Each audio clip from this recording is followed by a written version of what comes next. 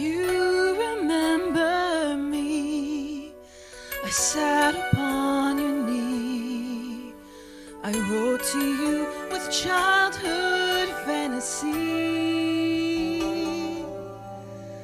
Well, I'm all grown up now and still need help somehow. I'm not a child, but my heart still can dream. So here's my lifelong wish, my grown-up Christmas list, not for myself, but for a world in need. No more lives torn apart, that wars would never start, and time would heal our hearts. And everyone would have a friend, and right would always win, and love would never end. No, this is my grown-up Christmas list.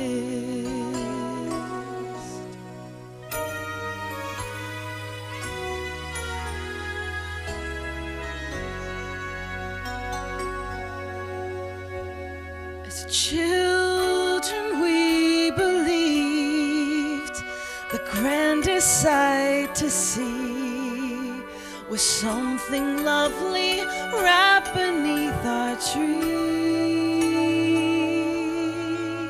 Well, heaven surely knows the packages and bows can never heal the hurting human soul. No more lives torn apart, that wars would never start, and time would heal our hearts.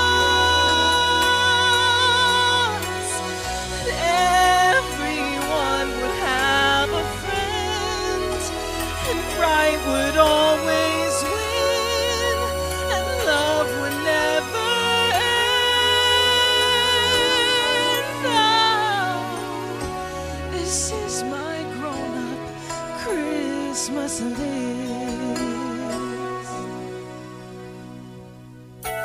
What is this illusion called? The innocence of youth. Maybe only in our blind belief can we ever find the truth.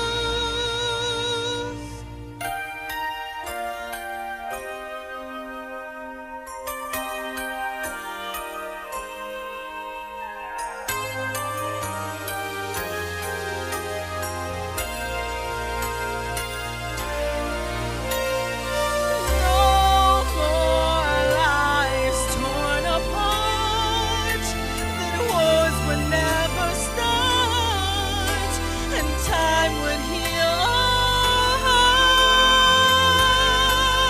hearts.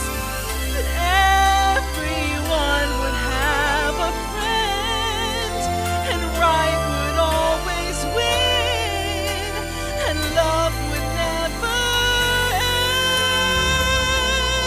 No, this is my grown-up Christmas list. This is my only lifelong wish. This is my grown-up Christmas list.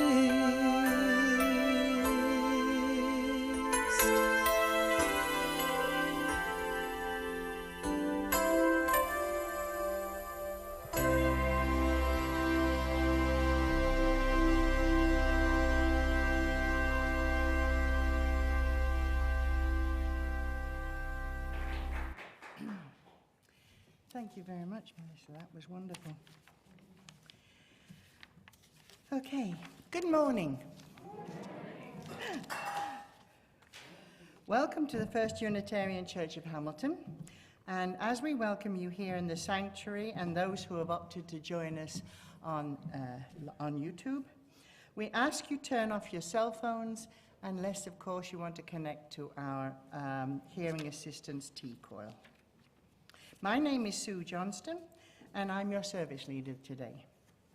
Before we start, we do have a few announcements. A reminder that the Food for Thought Book Club meets this Monday at 1:15 in the Fellowship Hall. This month, C.S. Richards' book, All Colour in the World, will be discussed. Anyone who has read this book is welcome to participate. We are reminded that on Christmas Eve, the service donations this year will furnish the common room space at Sacagawea's new housing project. And if you want to donate in advance, you can follow the instructions on the all service email. Ideally, we will put the checks in an envelope saying Sacagawea on the Christmas Eve service. You are also invited to the 3rd annual family dinner, welcoming all LGBTQ+, etc. folks and allies. Feel free to bring a dish to share, a game you like to play, and your holiday cheer. This is on December the 25th at 2 to 6 p.m.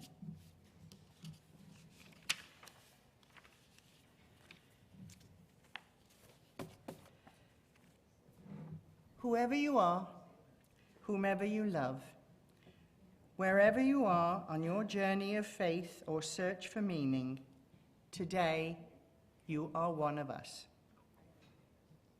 You are welcome in this house of worship. Hamilton is situated on the traditional territories of the Erie Neutral, Huron-Wendat, Haudenosaunee, and Mississaugas. Today, Hamilton is home to many indigenous peoples from across North America, and the land here is covered by many covenants and treaties. Now, we've heard all this before, but we are still all treaty people. The original inhabitants and the descendants of those that came later, and, like me, the newcomers. But we are dwellers in this common land, and we should respect the relationships and responsibilities we have to both the land and the people here who reside.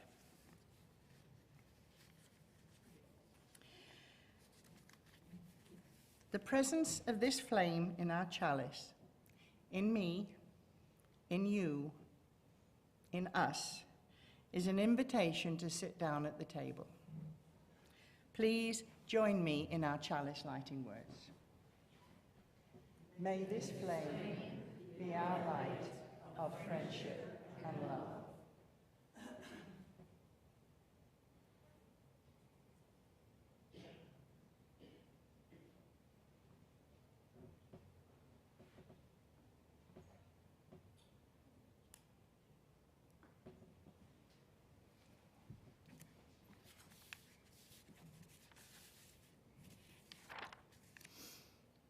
Advent is a season of waiting, of expectation, and of longing. On this 3rd Sunday, we light one more candle in our wreath, the pink candle, that represents joy. But how is it, you might wonder, that we can celebrate joy when there is so much suffering in the world? Isn't that contradictory? Joy is one of the qualities that, if not yet present with us, it will come to us in its own time. The light of joy, then, doesn't require you to experience joy today in your immediate surroundings. Instead, it's a reminder to wait for it with faithfulness that will overshadow your pain and cynicism.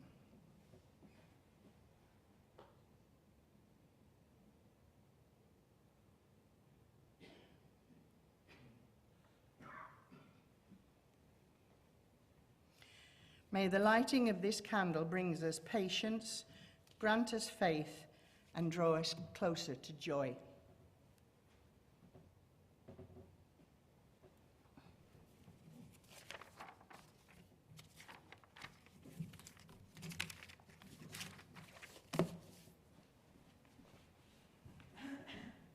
Good morning, everyone. I am Reverend Danie Weber, and I use they, them pronouns, and it is lovely to be with you all this morning. Our call to worship this morning was written by Reverend Richard Gilbert, and it's entitled, Life is Always Unfinished Business. In the midst of the whirling day, in the hectic rush of being, I'm going to start that again. In the midst of the whirling day, in the hectic rush to be doing, in the frantic pace of life, pause here for a moment. Catch your breath. Relax your body. Loosen your grip on life. Consider that our lives are always unfinished business. Imagine that the picture of our being is never complete. Allow your life to be a work in progress. Do not hurry to mold the masterpiece. Do not rush to finish the picture. Do not be impatient to complete the drawing. From beckoning birth to dawning death, we are in progress. And always there is more to be done. Do not let the incompleteness weigh on your spirit. Do not despair that imperfection marks your every day. Do not fear that we are still in the making. Let us instead be grateful that the world is still to be created. Let us give thanks that we can be more than we are. Let us celebrate the power of the incomplete. For life is always unfinished business. And come and let us worship together. And we will start by singing. This song is new to me, and it might be new to others, so I hope that we enjoy our first time to sing it together. It's called Open My Heart, 1013 in the Teal hymnal, and the words will be on the wall behind me. And we'll sing this about 3 times. It will get more comfortable as we sing. So stand as you are willing and / or able.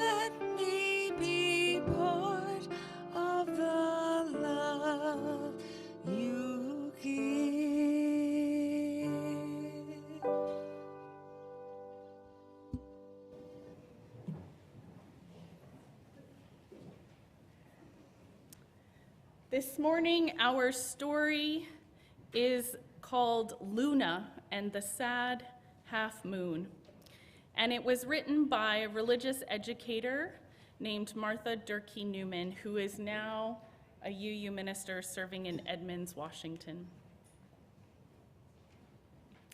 Every night, Luna looks up at the sky to see her friend, the moon.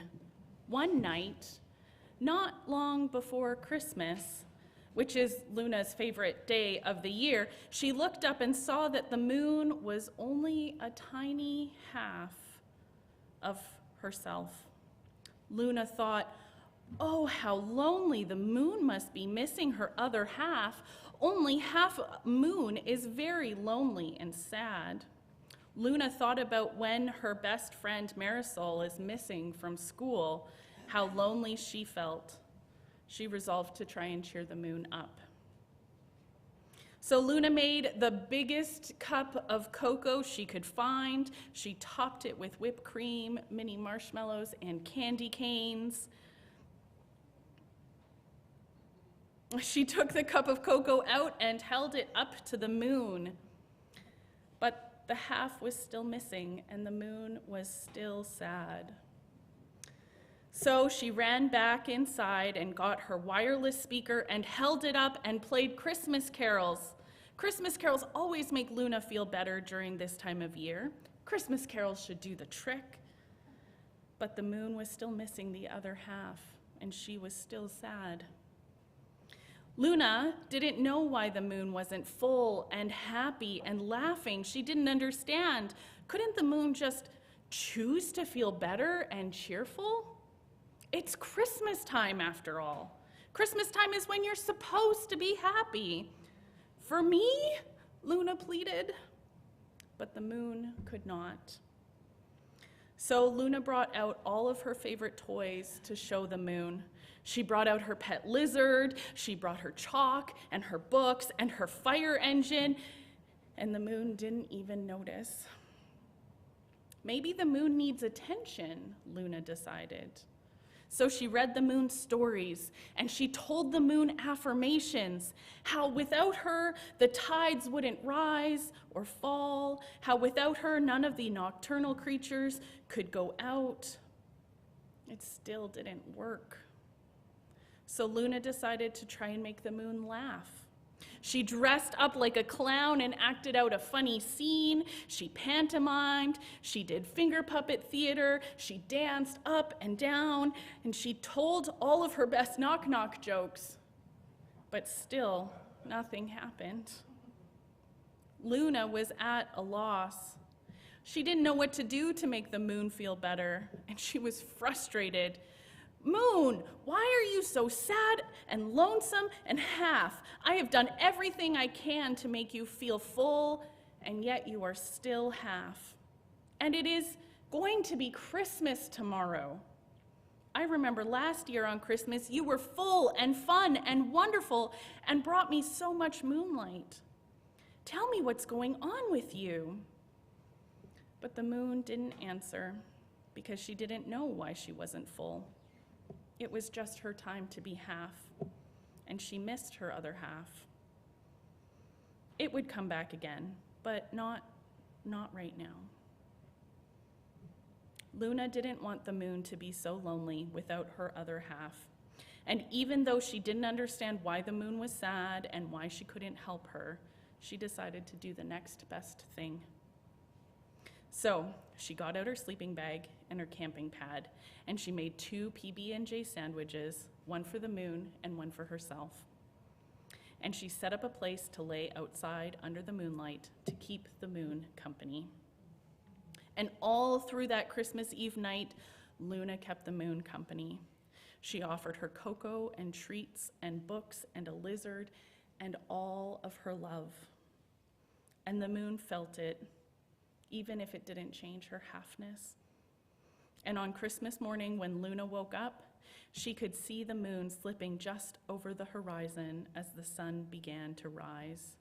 And she noticed that the moon was teeny tiny bit more than half, a little bit closer to full.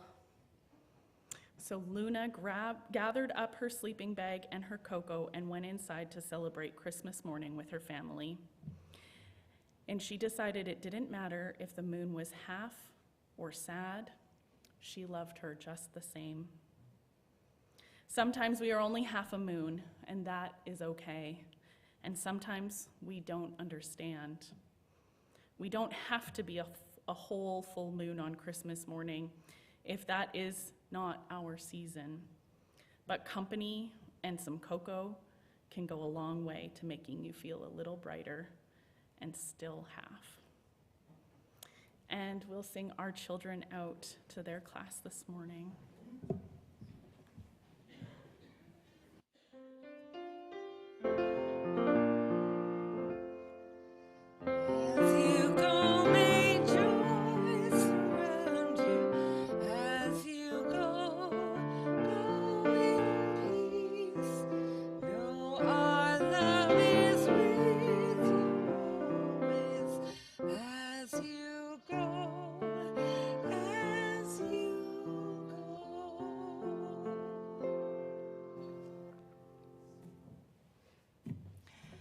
Before we get to the offering, I have an apology to make. I forgot everybody's names this morning, because without our volunteers and helpers, this service cannot be brought to you.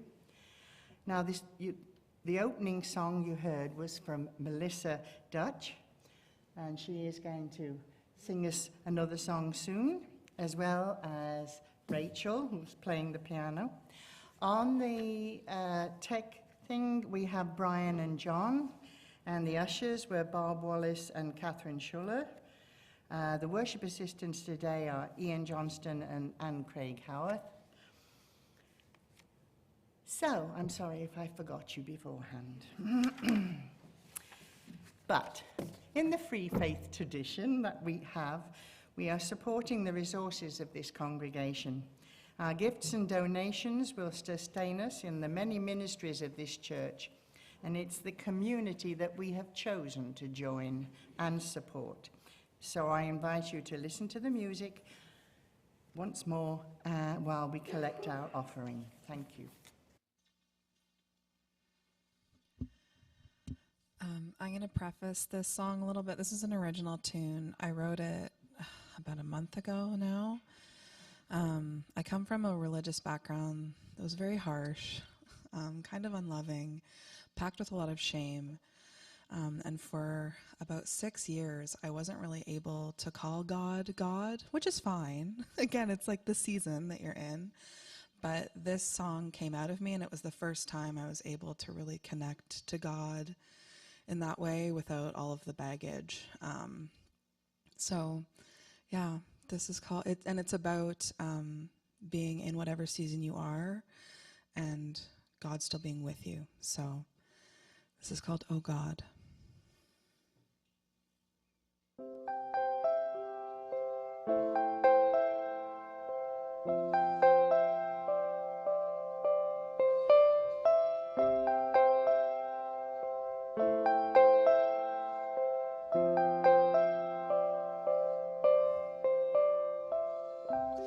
Oh God, we haven't talked in a while in the way that we used to.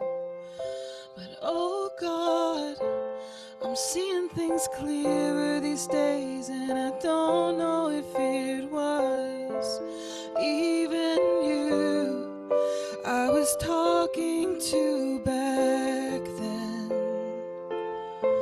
'Cause this time around, it feels like I'm talking to a friend.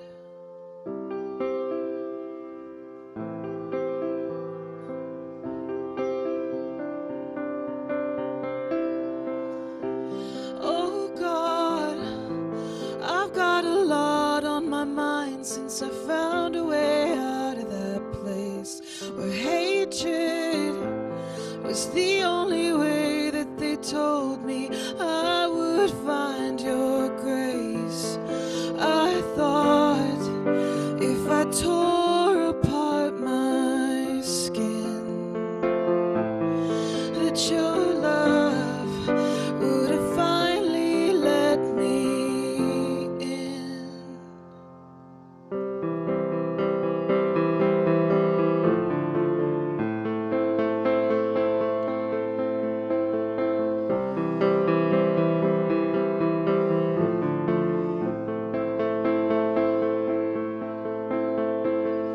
I hate the way that they made me hate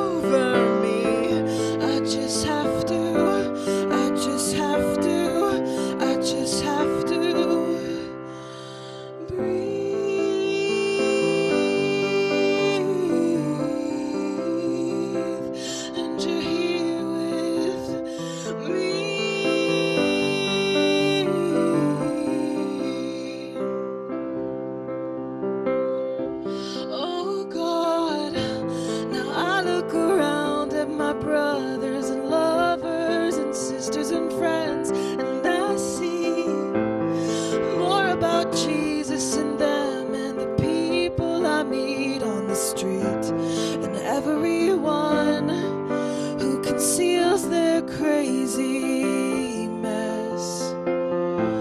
I wish everyone just pretended less. I hate the way that it makes us hate you. I hate that they make us think we have to choose you.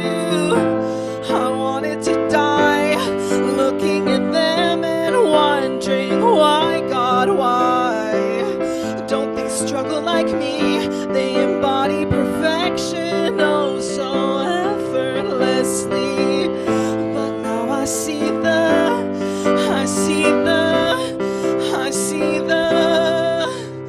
lies.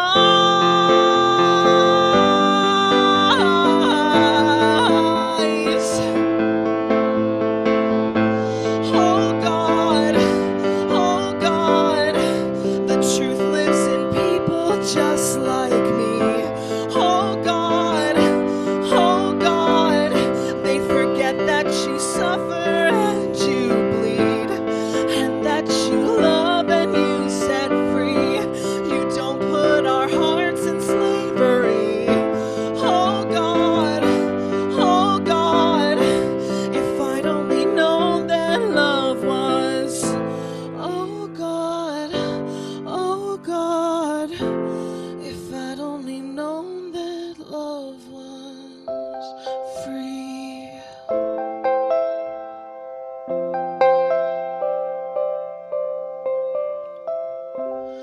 Oh God, we haven't talked in a while in the way that we used to.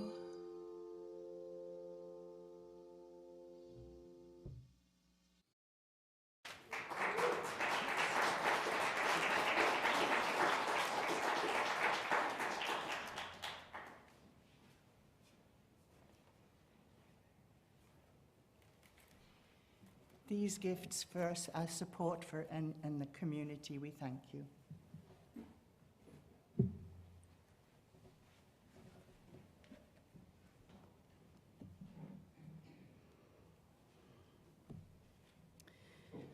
Our meditation this morning was written by Carrie Kopnick, and it's entitled Blue Christmas. This too belongs. The sound of rain, not cheerful songs, a quiet rocking chair, not traditions of the season, the earliest sunset, not dancing lights, loss, tender heart, hollow soul, heavy days. Grief is welcome, a sacred part of the mourning, of the bereft, of the weeping. Amidst the celebration, this too belongs. This too is holy. It binds us to our ancestors, the earth, the stars. Yet still, a steaming mug of tea warms the belly. The dog wags its tail and the cat purrs. There are laughter and tears, sometimes both, beside the joy. This too belongs. Sharing human suffering is connection. Hearts like stones are held by all that is grief and light intertwined. This too belongs.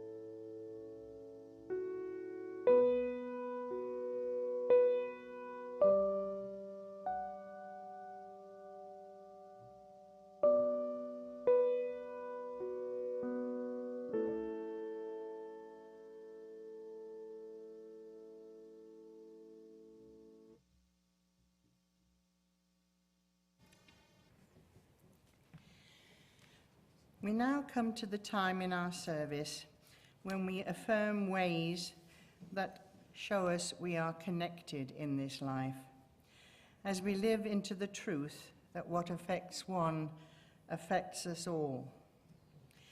We have several sorrows this morning.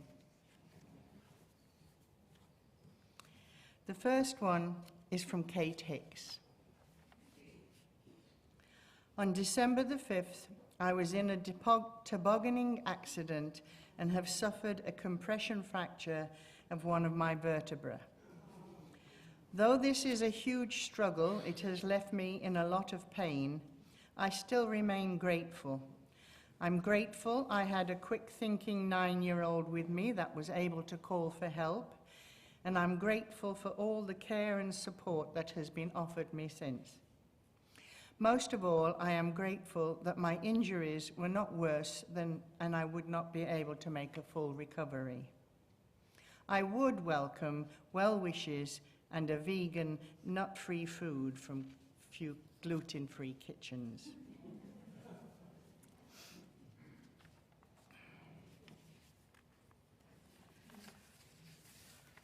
One from Pat Dickinson, and I've lost it. Yes. A sorrow from Pat Dickinson. My big sister, Elaine Ellis, died peacefully today, Saturday, December the 14th, in Florida after a lingering illness.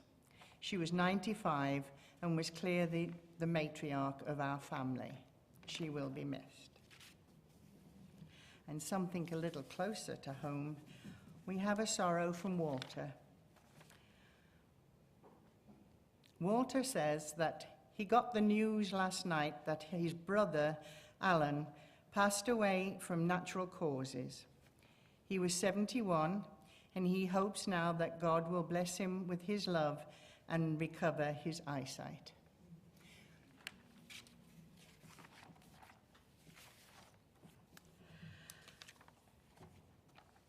In the spirit of community care, let us open our hearts to those that we hold sacred.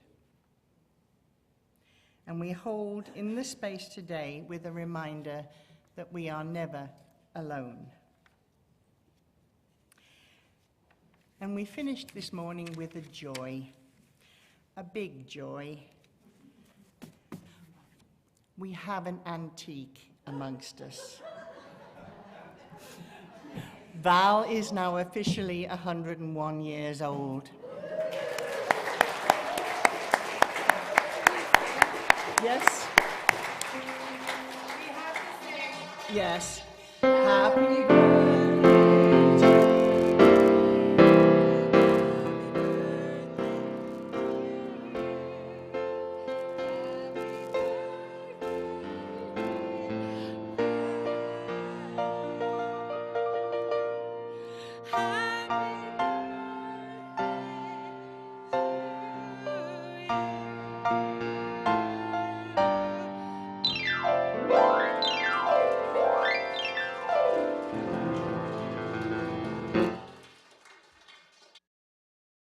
sharing, we have to remember, though, that sharing our sorrows and joys with this community is an act of courage and vulnerability. And to witness the joys and sorrows that are present within our community helps deepen our relationships in our caring community. Thank you.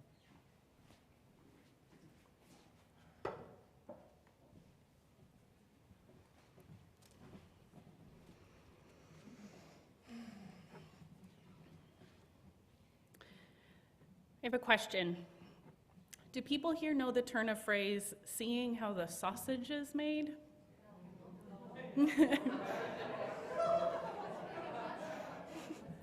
So apparently it was originally an idiom. Apparently the original idiom was, laws are like sausages. It's better not to see them being made. It's an idiom that people use when they are suggesting that it is better not knowing the details of something. However, today I am going to throw caution to the wind, maybe pull back the curtain a little bit, and share some of the behind-the-scenes details of how a worship service, not a sausage, but a worship service is made. Service themes are picked out months in advance. We try to follow a rhythm of what is happening, what's happened in the past. We focus on special days in the calendar, and we try to focus on what conversations might be happening among the leadership of the congregation. We also do our best to incorporate world events and local events that might be present during our pre-planning. I choose the Sundays that I'm going to be preaching, that work with my schedule and my professional travels, and the worship committee helps to fill the Sundays when I'm not here. At the beginning of the month, I create the short blurbs about what the service is going to be, attempting to narrow down my topic just a little bit more, so that as we all do the preparations for our services, they can come together in a meaningful way. Although I do know that the music team wishes that I would do things a little bit earlier. And for most of the time, this process actually works really, really well. And we can create a worship service that is meaningful and united in theme, and it feels like we have spent weeks and weeks preparing, when in fact, most of the work is done this past week. Again, except for the musicians. I try to give them lots of time to practice. Well, in case you haven't noticed, December has been a little bit bumpy. Last-minute changes have happened a few times, and schedules have gotten so full that honestly, I have had to scale things back a little bit. I told the music team that today was going to be a service about Blue Christmas, focusing on how society tells us to be joyful during this season, and that there is often so much cheer that we forget that Christmas is not a happy time for everyone, and that there are a lot of different reasons for us to struggle or feel blue during this time. I had intended to share some readings about the season and how challenging it could be from multiple points of view. Like this reading, written by Robert Fulghum, who's a retired UU minister and author of the well-known poem and book entitled All I Really Need to Know I Learned in Kindergarten. This short reflection was written from that book, and it's called Hark, the Hairy Angels Sing.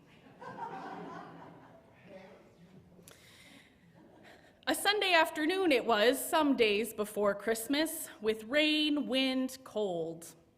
Things to-do list was long and growing like an unresistant mold. Temper short, horoscopes suggest caution, and the Sunday paper suggested dollars, death, and destruction as the day's litany. Oh, tidings of comfort and joy, fa la la la. This holy hour of bliss was jarred by a pounding at the door. Now what? Opening it, resigned to accept whatever bad news lies in wait, I am nonplussed. A rather small person in a cheap Santa Claus mask carried a large brown paper bag and shouts, "Trick or treat!"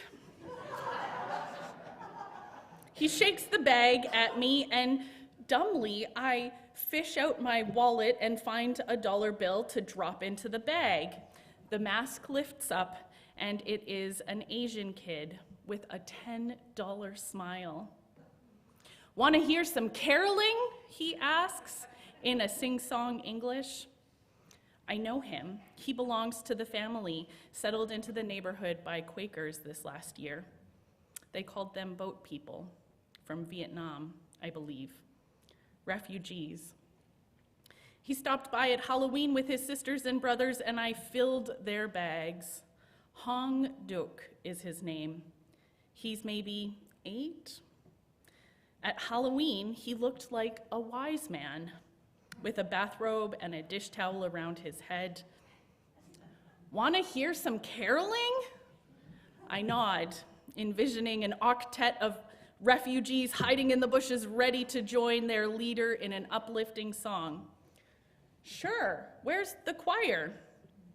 "I'm it," says he, and he launched forth with an up-tempo chorus of jingle bells at full lung power. This was followed by an equally enthusiastic rendering of what I swear sounded like Hark the Hairy Angels Sings. And finally, a soft-voiced, reverential singing of Silent Night. Head back, eyes closed, from the bottom of his heart, he poured out the last strains of sleep in heavenly peace into the gathering night. Wet-eyed, dumbstruck by his performance, I pull out a $5 bill from my wallet and I drop it into his paper bag. In return, he produced half a candy cane from his pocket, passed it to me solemnly. Flashing his $10 smile, he turned and ran from the porch, shouting, "God bless you and trick or treat!" And he was gone. I confess that I'm usually a little confused about Christmas. It never made a lot of sense to me. It feels unreal. Ever since I got the word about Santa Claus, I've been a closeted cynic at heart. Ever since I got singing about riding in a one-horse open sleigh feels ludicrous. I've never even seen one, much less ridden in one. I've never roasted chestnuts on an open fire. I wouldn't even know how if I were offered to do it. And I hear that they are no big deal anyway. Wandering wise men raise my suspicion, and shepherds who spend their lives hanging out with sheep are a little bit strange. Never seen an angel either, and my experience with virgins is really limited. The appearance of a newborn king doesn't really interest me. I just as soon settle for some other president. Babies and reindeers stink. I've been around both, and I know. The little town of Bethlehem is actually a pit, according to those who have been there. singing about things that I've never done or seen or wanted, dreaming of a white Christmas that I have never known. Christmas isn't very real. And yet, I'm too old to believe in it and too young to give up on it, too cynical to get into it and too needy to stay out of it. Robert Fulghum's book, All I Really Needed to Know I Learned in Kindergarten, was published the year that I was born. And at that age of 1, I was living in Burlington, blocks away from my Unitarian Universalist grandparents. My grandmother had been a director of religious education, and so this book has been on my family's bookshelf my entire life. It feels a little bit akin to Dr. Seuss in my childhood home. Many of his short essays were the moral lessons that I grew up with. So I had a plan of what we were doing for today's service. I had started selecting readings. The music team shared my description with Melissa about our service. And then 2 things happened at the end of November. Members of the Canvas team, who helped to coordinate and call all of our congregants for their pledges, had a wrap-up meeting and retrospective work. We realized we had not scheduled a date to share our final Canvas tally and celebrate the great community commitments that we all made. We needed to determine when it would fit into our worship schedule. The second thing that happened was that I realized I had forgotten to look at the week's Advent themes and realized that the weekly theme for this month, or for this Sunday, for the Blue Christmas service, was joy. And we needed to find a day to celebrate our community's commitments to this congregation and living out our principles. Now, what was I to do? How would I weave together the many different threads into some sort of meaningful tapestry that could help hold our community in care and in celebration? Another short reflection that I found as I was looking for inspiration comes from Becky Brooks, who is a UU Director of Religious Exploration, and it is entitled, Making Space for Our Doubts. Her reflection starts with a short quote from Howard Thurman. Whatever may be the tension and stresses of the particular day, there is always lurking close at hand the training beauty of forgotten joy or unremembered peace. Becky writes, the Christmas Eve pageant had been beautiful and sweet, but as a stressed out director of religious education, I will admit that the best part about it was that it was over. I sat down at the community potluck with my hot cocoa and I relaxed for what felt like the first time in a month. That's when a 7-year-old named Gabe, psst, it's not his real name, appeared with a solemn expression.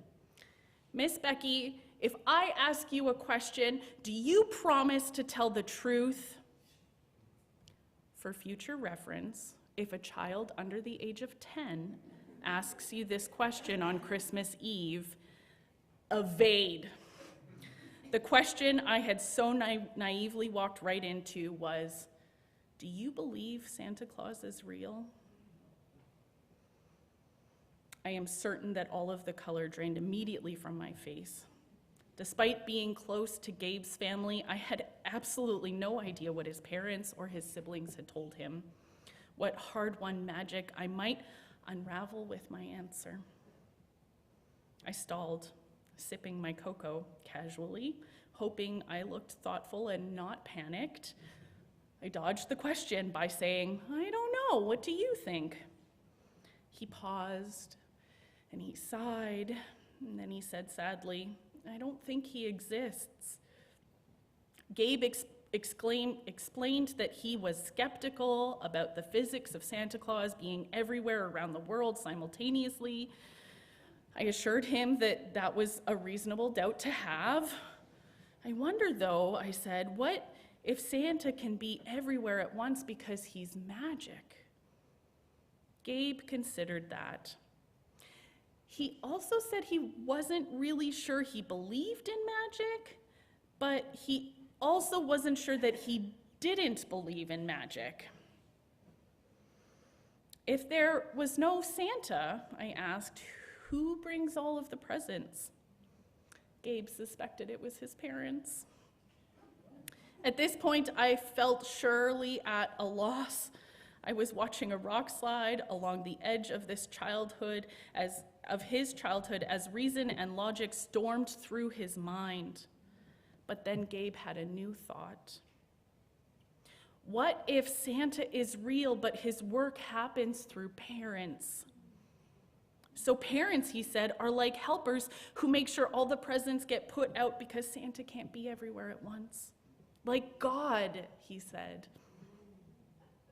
His words hung there between us, a sparkling, guiding star. We talked about Santa and God and magic and the meaning of truth for more than 30 minutes. He left our conversation with as much doubt and as much belief as he had when he entered it. I left with a treasured glimpse of grace. This was our gift to each other, companionship through a moment of sacred struggle, where the holy imagination built us a way. Becky ended her reflection with this prayer. Fellow beings in the struggle of understanding our purpose, may we remember and make space for our doubts. In molding the clay of our lives, may our toolboxes be filled with everything we need, from skepticism to magic, to vulnerable questing and questioning. May our wonderings be a gift to each other.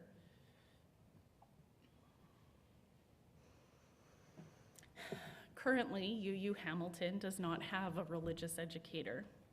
So the decision for us to not host a Christmas pageant this year was easily made. One comment that I have heard many times over the last months that I have been here is that there are no children here on Sunday mornings. And I would be willing to put money on a guess that this comment has been circling these four walls for many, many months and possibly years. I've done my best to help people explore the possibilities of what this means and tried to share some of my own insights, but that is a story and a struggle for a different Sunday. Back to the making of a service. Back to the making of a worship service. It was the first week of December, and the worship committee was having its monthly meeting to discuss upcoming services and figuring out what planning needed to be done. And I shared with everyone my struggles about the service for today. I don't know how to weave together joy and celebration alongside being blue. How are we going to do it? Maybe I should just reschedule. We can offer a Vesper service for Blue Christmas, and we can do a different style of service on the 15th that will focus on community commitment and joy. After some conversations and brainstorming together, one member said, what if instead of talking about Blue Christmas, we have a service that describes the many different colors of the seasons? Alongside the sorrow and the struggle that are represented by the blue, maybe we can also explore the joys and celebrations of the season. Perhaps the gold and red and green. I had also spent time in another conversation with worship associates about the colors of our Advent wreath candles, the whites and the purples and the pinks, and why there are different colors and which ones were which. But beside the actual colors, there is an array of emotions. The sorrow of being alone during this time of year. the confusion and dissonance of our pluralistic society that focuses so primarily on a single story, that perhaps has been misinterpreted for decades or even centuries. The chaos of busyness that strikes during what might best be a time for rest, rejuvenation, and darkness. And yet, the joy of gathering and the presence of community, the love and excitement that comes from watching children's faces light up, and the peace that we might find after the chaos is over, and we are settled around a cozy room with our loved ones. So that is how a worship service is made. By consideration of time and themes, by conversations with members of our community, and by weaving together the disparate pieces of our world to try and create meaning. It's usually messy, although not as messy as this week was. And it is often last minute, and yet it is my wish that when we gather, we are able to find meaning together. I wish to leave you with one last reflection about the emotions of this season. It was written by Alex Hayter-Winnett, and it was entitled Hope is Currency. I grew up in Southern California, where December rarely gets below a crisp 45 degrees. That means about 12? I'm not quite certain. And the outdoor malls put colored lights on palm trees. While TV and movies would depict the holiday as a cozy time for families to snuggle up and watch the snow while decorating their homes, I usually found it hard to get into the Christmas spirit. Maybe that's why my favorite Christmas songs are all about how it feels to be out of sync with one another. When my friend introduced me to the Atheist Christmas Carol a few years ago, I rolled my eyes. But she urged me to listen to it, and I fell in love. The quiet piano, the beautiful lyrics, the simple message, it all makes me remember what I love about this time of year without being saccharine. After all, there's nothing simple about the holidays. As the year starts to wind down, things seem to move faster and faster, and it's easy to let the rush get the best of you. Weekends get booked with parties, evenings are often spent doing shopping or preparing. When the sun has already set by the time you get off of work, it can be disheartening. The emphasis on being with friends and family can be challenging, emotionally and spiritually. Joy can feel empty when it is compulsory. The promise of liberation is hard-fought and well-earned. In this time of lights in the darkness, warmth in the cold, and music in the silence, let us also remember to appreciate the dark, the cold, and the quiet. To celebrate by doing simple acts of kindness for one another, to recall that the sun will come again. In the meantime, we can be together in all of its complexity. If you're struggling in the holiday season, you are not alone. Please reach out to someone for connection. It's possible that they're struggling too. And don't forget, we love you. Joy can be fleeting, but love is real. Thank you.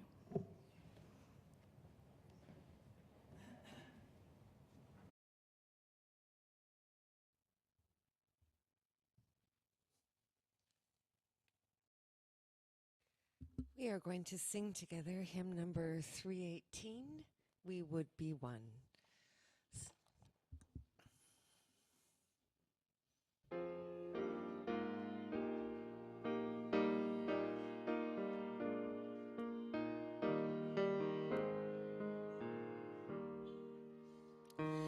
We would be one as now we join in singing our hymn of love to pledge ourselves anew.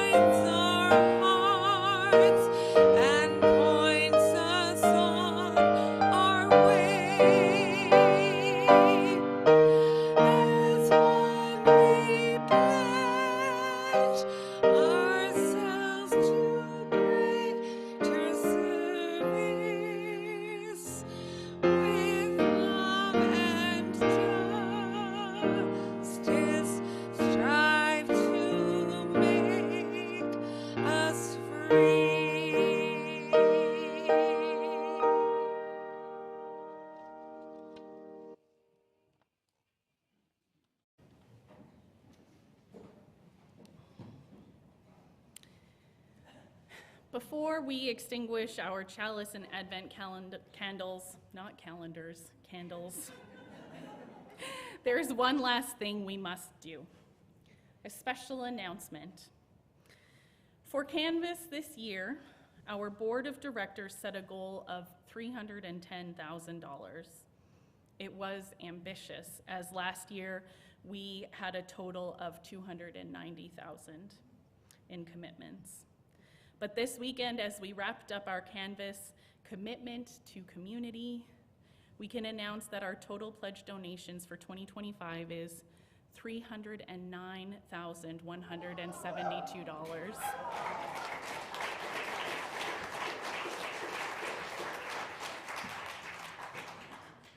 Thank you all so much for your commitment to our community in 2025. We have a special cake in the foyer, and there is going to be lots of special celebration to come in the new year. So I extinguish our chalice with these words. Friends, in the days before us, may we look closely for the moments that give meaning to our lives, that bind us one to another, filling us with love and hope and peace.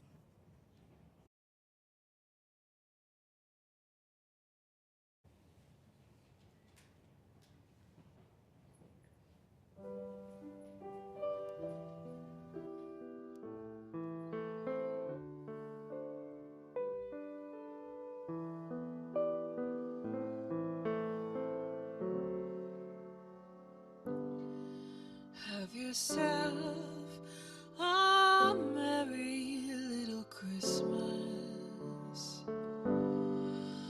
Let your heart